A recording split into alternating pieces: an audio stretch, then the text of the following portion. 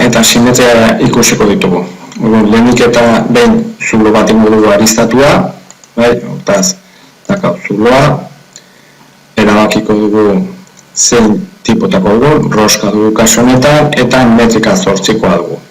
Hortaz, metrika 8koa hautatzen dugu, sakonera berea dugu 8koa, zuloarena, eta akotaturiko naino, eta sakonera roskarena beti gutxiago 15. Eta hautatzen dugu zer sistema edo plano tan nahi dugun. Gure kasuan, hemen bertan jarriko dut, eta akotatu ingo dut. Esango, zulo hori, beharra behira dagoela, eta bukatu ingo dugu. Behin bukatuta daukagunean, bukatu, jarriko diot hemen izena aldatuta, jarriko diot metrika 8,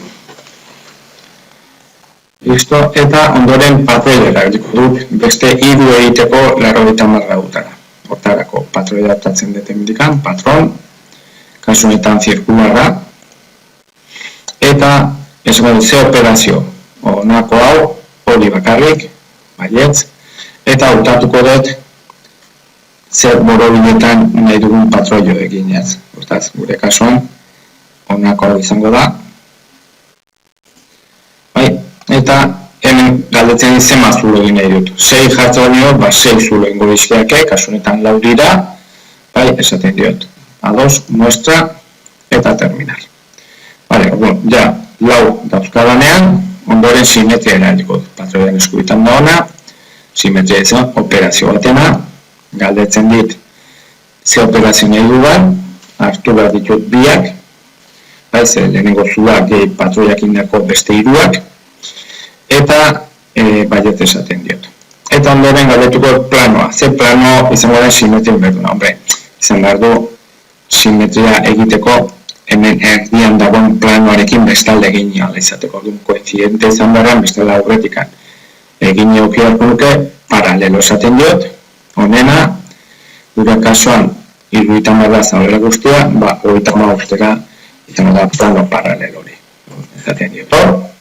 Eta ja, zuzenean, bestaldean egin dizkit.